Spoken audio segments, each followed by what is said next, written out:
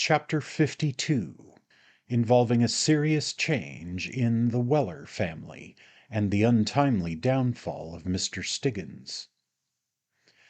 Considering it a matter of delicacy to abstain from introducing either Bob Sawyer or Ben Allen to the young couple until they were fully prepared to expect them, and wishing to spare Arabella's feelings as much as possible, Mr. Pickwick proposed that he and Sam should alight in the neighbourhood of the George and Vulture, and that the two young men should for the present take up their quarters elsewhere.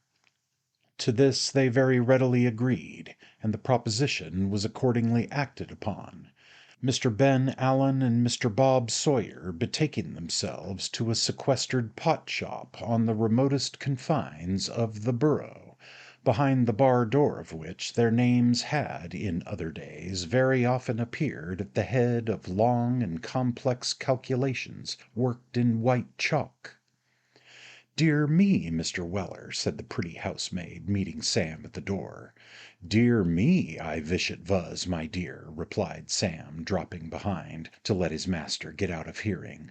"What a sweet-looking creature you are, Mary." "Lor, Mr. Weller, what nonsense you do talk," said Mary.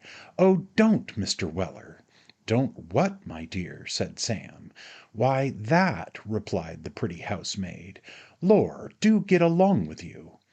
Thus admonishing him, the pretty housemaid pushed Sam against the wall, declaring that he had tumbled her cap and put her hair quite out of curl.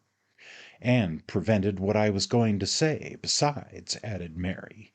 "There's a letter been waiting here for you 4 days. You hadn't gone away half an hour when it came, and, more than that, it's got 'immediate' on the outside." "Where is it, my love?" inquired Sam. "I took care of it for you, or I dare say it would have been lost long before this," replied Mary. "There, take it. It's more than you deserve." With these words, after many pretty little coquettish doubts and fears, and wishes that she might not have lost it, Mary produced the letter from behind the nicest little muslin tucker possible, and handed it to Sam, who thereupon kissed it with much gallantry and devotion. "My goodness me," said Mary, adjusting the tucker and feigning unconsciousness, "you seem to have grown very fond of it all at once." To this Mr. Weller only replied by a wink, the intense meaning of which no description could convey the faintest idea of, and sitting himself down beside Mary on a window seat, opened the letter and glanced at the contents. "Hullo!" exclaimed Sam, "what's all this?" "Nothing the matter, I hope," said Mary, peeping over his shoulder. "Bless them eyes o' yourn," said Sam, looking up. "Never mind my eyes. You had much better read your letter," said the pretty housemaid, and as she said so she made the eyes twinkle with such slyness and beauty that they were perfectly irresistible. Sam refreshed himself with a kiss, and read as follows: Marcus Gran, by Dorkin, Wednesday.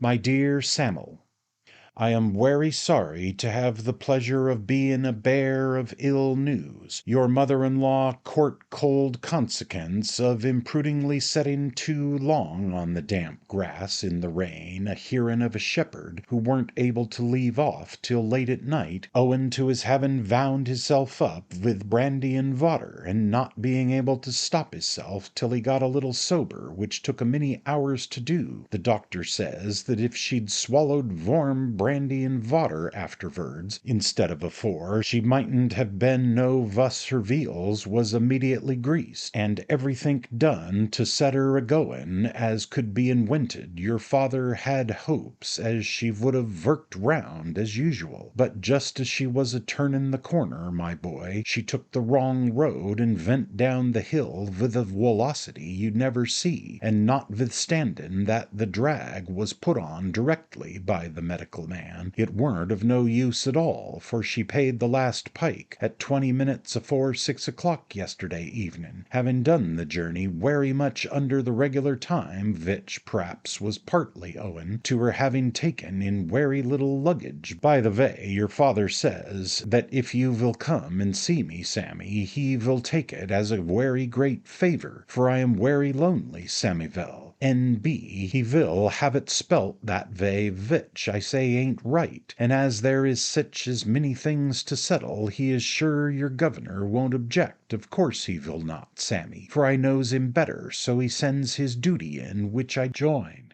and am, Sammyville, infernally yours, Tony Veller. "What a incomprehensible letter," said Sam. "Who's to know what it means, with all the heing and eyeing? It ain't my father's writing, 'cept this here signature in print letters. That's his." "Perhaps he got somebody to write it for him, and signed it himself afterwards," said the pretty housemaid. "Stop a minute," replied Sam, running over the letter again, and pausing here and there to reflect as he did so. "You've hit it. The gentleman as wrote it was a tellin' all about the misfortune in a proper way, and then my father comes a looking over him, and complicates the whole concern by putting his oar in. That's just the wery sort of thing he'd do. You're right, Mary, my dear."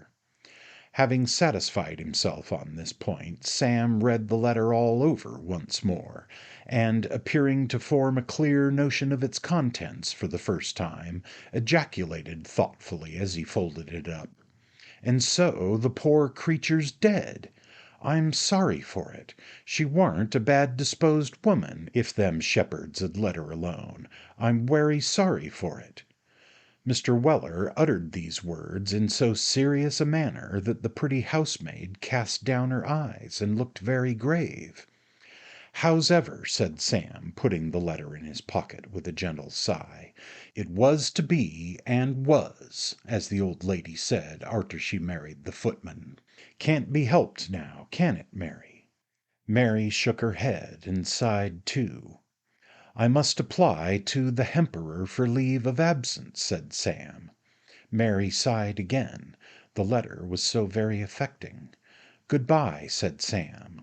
"Good-bye," rejoined the pretty housemaid, turning her head away. "Well, shake hands, won't you?" said Sam. The pretty housemaid put out a hand, which, although it was a housemaid's, was a very small one, and rose to go. "I shan't be wery long away," said Sam. "You're always away," said Mary, giving her head the slightest possible toss in the air. "You no sooner come, Mr. Weller, than you go again." Mr. Weller drew the household beauty closer to him, and entered upon a whispering conversation which had not proceeded far, when she turned her face round and condescended to look at him again. When they parted, it was somehow or other indispensably necessary for her to go to her room and arrange the cap and curls before she could think of presenting herself to her mistress, which preparatory ceremony she went off to perform, bestowing many nods and smiles on Sam over the banisters as she tripped upstairs. "I shan't be away more than a day or two, sir, at the furthest," said Sam, when he had communicated to Mr. Pickwick the intelligence of his father's loss. "As long as may be necessary, Sam," replied Mr. Pickwick. "You have my full permission to remain." Sam bowed. "You will tell your father, Sam, that if I can be of any assistance to him in his present situation, I shall be most willing and ready to lend him any aid in my power," said Mr. Pickwick. "Thank'ee, sir," rejoined Sam. "I'll mention it, sir." And with some expressions of mutual goodwill and interest, master and man separated. It was just 7 o'clock when Samuel Weller, alighting from the box of a stage-coach which passed through Dorking, stood within a few hundred yards of the Marquis of Granby. It was a cold, dull evening. The little street looked dreary and dismal, and the mahogany countenance of the noble and gallant Marquis seemed to wear a more sad and melancholy expression than it was wont to do, as it swung to and fro, creaking mournfully in the wind. The blinds were pulled down and the shutters partly closed. Of the knot of loungers that usually collected about the door, not one was to be seen. The place was silent and desolate. Seeing nobody of whom he could ask any preliminary questions, Sam walked softly in, and glancing round he quickly recognized his parent in the distance. The widower was seated at a small round table in the little room behind the bar, smoking a pipe, with his eyes fixed intently upon the fire. The funeral had evidently taken place that day, for attached to his hat, which he still retained on his head, was a hatband measuring about 1.5 yards in length, which hung over the top rail of the chair and streamed negligently down. Mr. Weller was in a very abstracted and contemplative mood. Notwithstanding that Sam called him by name several times, he still continued to smoke with the same fixed and quiet countenance, and was only roused ultimately by his son's placing the palm of his hand on his shoulder. "Sammy," said Mr. Weller, "you're welcome." "I've been a calling to you half a dozen times," said Sam, hanging his hat on a peg, "but you didn't hear me." "No, Sammy," replied Mr. Weller, again looking thoughtfully at the fire. "I was in a referee, Sammy." "What about?" inquired Sam, drawing his chair up to the fire. "In a referee, Sammy," replied the elder Mr. Weller, "regarding her Sammyville." Here Mr. Weller jerked his head in the direction of Dorking churchyard, in mute explanation that his words referred to the late Mrs. Weller. "I was a thinking, Sammy," said Mr. Weller, eyeing his son with great earnestness over his pipe, as if to assure him that however extraordinary and incredible the declaration might appear, it was nevertheless calmly and deliberately uttered. "I was a thinking, Sammy, that upon the whole I was wery sorry she was gone." "Vell, and so you ought to be," replied Sam. Mr. Weller nodded his acquiescence in the sentiment, and again fastening his eyes on the fire, shrouded himself in a cloud, and mused deeply.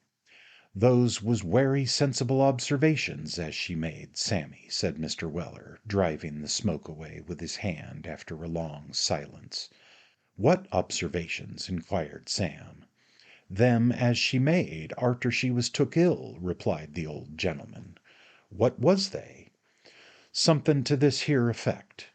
'Veller,' she says, 'I'm afeard I've not done by you quite what I ought to have done.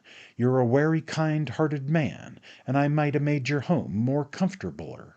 I begin to see now,' she says, 'ven it's too late, that if a married woman vishes to be religious, she should begin with discharging her duties at home, and making them as is about her cheerful and happy, and that vile she goes to church, or chapel, or what not, at all proper times, she should be wery careful not to conwert this sort of thing into a excuse for idleness or self-indulgence.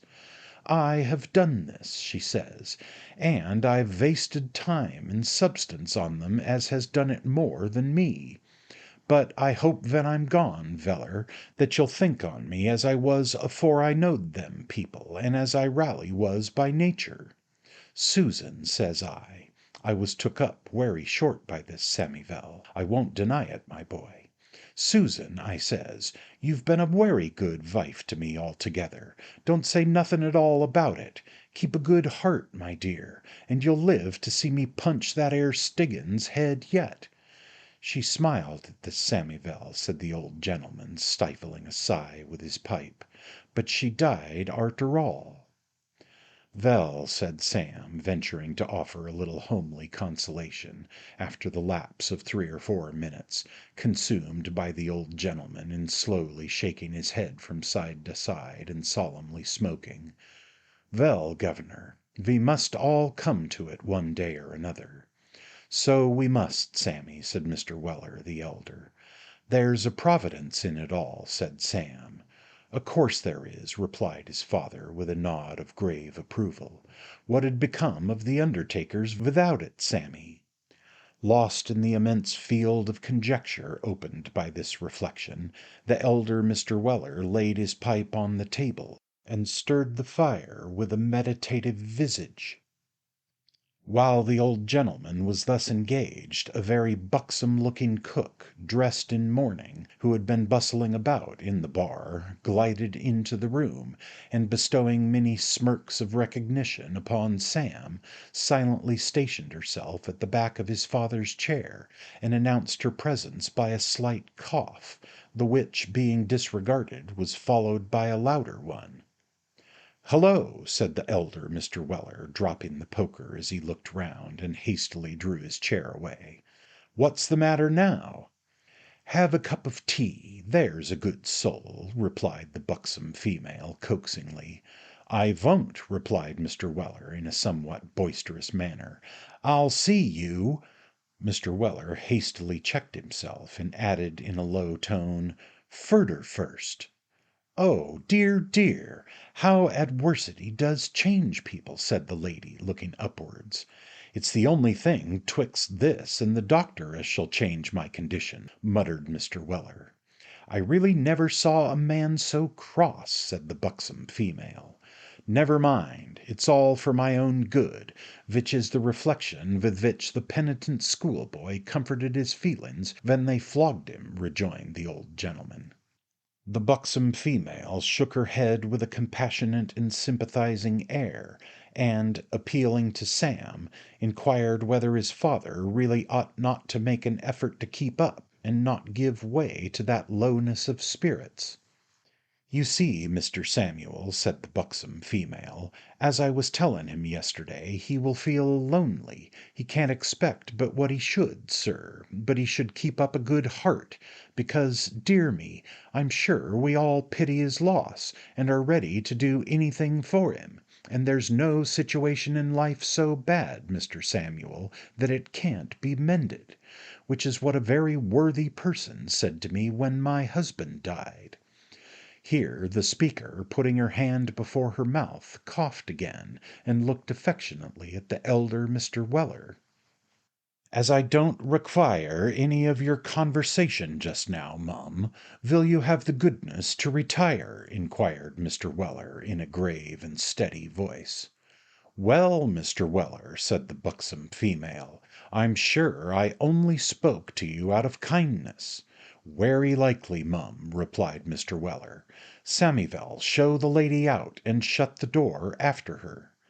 This hint was not lost upon the buxom female, for she at once left the room and slammed the door behind her, upon which Mr. Weller, senior, falling back in his chair in a violent perspiration, said, "Sammy, if I was to stop here alone 1 week, only 1 week, my boy, that 'ere woman 'ud marry me by force and wiolence afore it was over." "What, is she so werry fond on you?" inquired Sam. "Fond," replied his father. "I can't keep her avay from me. If I was locked up in a fireproof chest with a patent Brahmin, she'd find means to git at me, Sammy." "What a thing it is to be so sought arter," observed Sam, smiling. "I don't take no pride out on it, Sammy," replied Mr. Weller, poking the fire vehemently. "It's a horrid situation. I'm actually drove out of house and home by it. The breath was scarcely out of your poor mother-in-law's body, when one old woman sends me a pot of jam, and another a pot of jelly, and another brews a blessed large jug of camomile tea, which she brings in with her own hands." Mr. Weller paused with an aspect of intense disgust, and looking round, added in a whisper, "They was all widders, Sammy, all on 'em, except the camomile tea one, as was a single young lady of 53. Sam gave a comical look in reply, and the old gentleman, having broken an obstinate lump of coal, with a countenance expressive of as much earnestness and malice as if it had been the head of one of the widows last mentioned, said, "In short, Sammy, I feel that I ain't safe anyveres but on the box." "And how are you safer there than anyveres else?" interrupted Sam. "'Cause a coachman's a privileged individual," replied Mr. Weller, looking fixedly at his son. "'Cause a coachman may do without suspicion what other men may not. 'Cause a coachman may be on the werry amicablest terms with 80 mile of females, and yet nobody think that he ever means to marry any one among them. And what other men can say the same, Sammy?" "Well, there's something in that," said Sam. "If your governor had been a coachman," reasoned Mr. Weller, "do you suppose as that 'ere jury 'd ever conwicted him, supposin' it possible as the matter could have gone to that extremity? They dustn't have done it." "Why not?" said Sam, rather disparagingly. "Why not?" rejoined Mr. Weller. "'Cause it had a gone against their consciences. A reg'lar coachman's a sort of connectin' link betwixt singleness and matrimony, and every practicable man knows it." "What, you mean they're general favourites, and nobody takes adwantage on 'em, p'raps?" said Sam. His father nodded. "How it ever came to that 'ere pass," resumed the parent Weller, "I can't say. Why it is that long stage coachmen possess such insinuations, and is always looked up to, adored, I may say, by every young woman in every town he works through, I don't know. I only know that so it is. It's a regulation of nature, a dispensary, as your poor mother-in-law used to say." "A dispensation," said Sam, correcting the old gentleman. "Werry good, Samivel, a dispensation if you like it better," returned Mr. Weller. "I call it a dispensary, and it's always writ up so at the places where they gives you physic for nothing in your own bottles, that's all."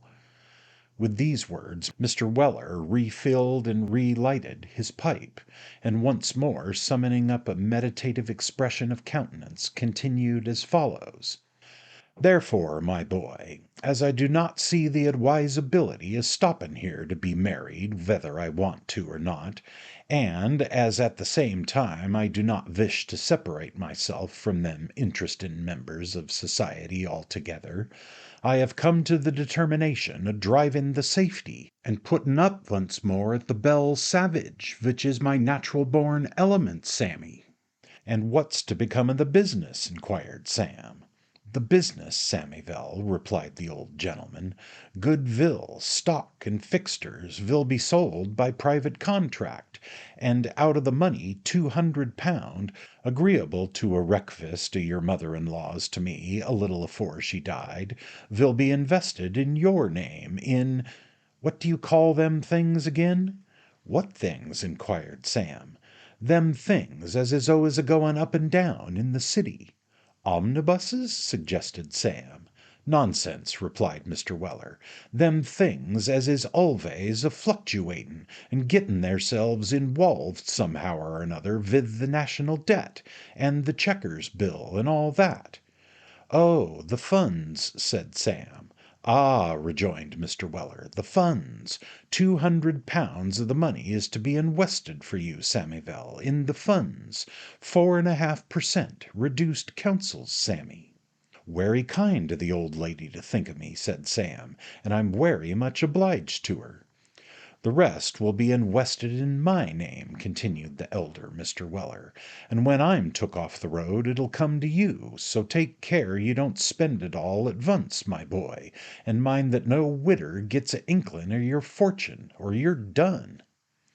Having delivered this warning, Mr. Weller resumed his pipe with a more serene countenance, the disclosure of these matters appearing to have eased his mind considerably.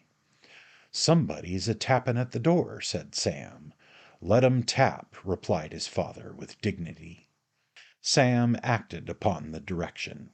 There was another tap, and another, and then a long row of taps, upon which Sam inquired why the tapper was not admitted. "Hush!" whispered Mr. Weller, with apprehensive looks. "Don't take no notice on 'em, Sammy. It's vun of the widders, p'raps."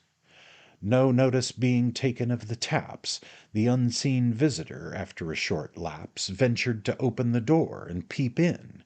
It was no female head that was thrust in at the partially opened door, but the long black locks and red face of Mr. Stiggins.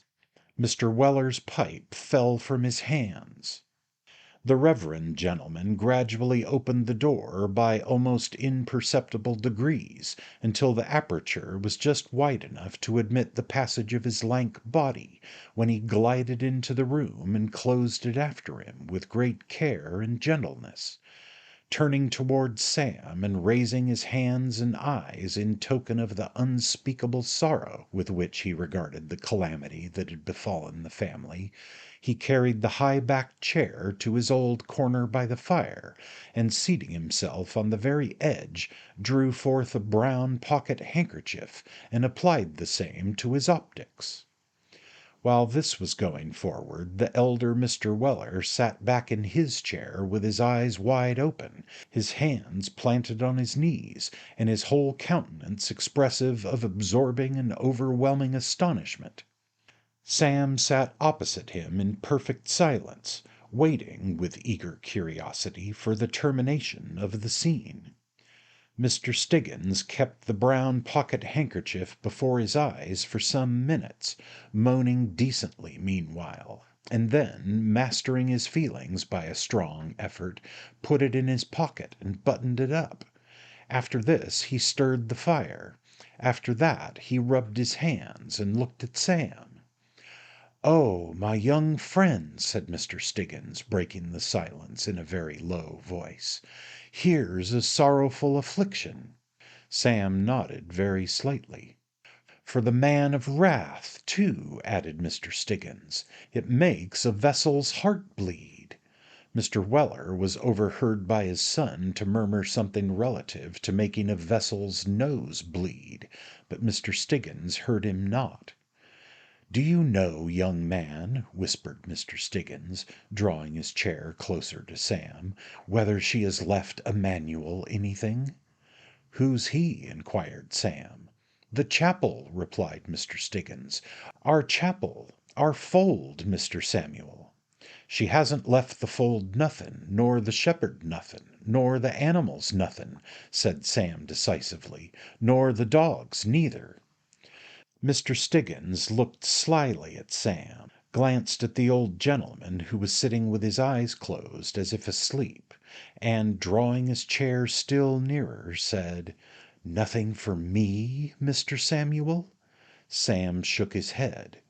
"I think there's something," said Stiggins, turning as pale as he could turn. "Consider, Mr. Samuel, no little token?" "Not so much as the verth of that 'ere old umbrella o' yourn," replied Sam. "Perhaps," said Mr. Stiggins hesitatingly, after a few moments' deep thought, "perhaps she recommended me to the care of the man of wrath, Mr. Samuel." "I think that's werry likely from what he said," rejoined Sam. "He was a speaking about you just now." "Was he, though?" exclaimed Stiggins, brightening up. "Ah, he's changed, I dare say. We might live very comfortably together now, Mr. Samuel, eh? I could take care of his property when you were away. Good care, you see." Heaving a long drawn sigh, Mr. Stiggins paused for a response.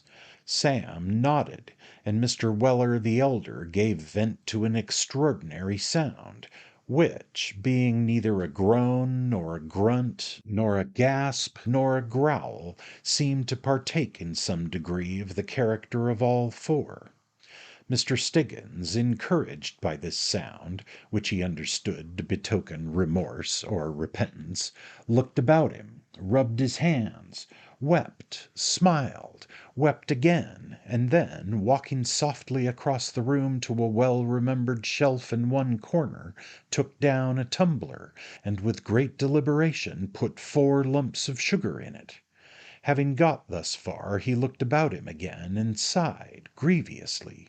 With that he walked softly into the bar, and presently, returning with the tumbler half full of pineapple rum, advanced to the kettle which was singing gaily on the hob, mixed his grog, stirred it, sipped it, sat down, and taking a long and hearty pull at the rum and water, stopped for breath.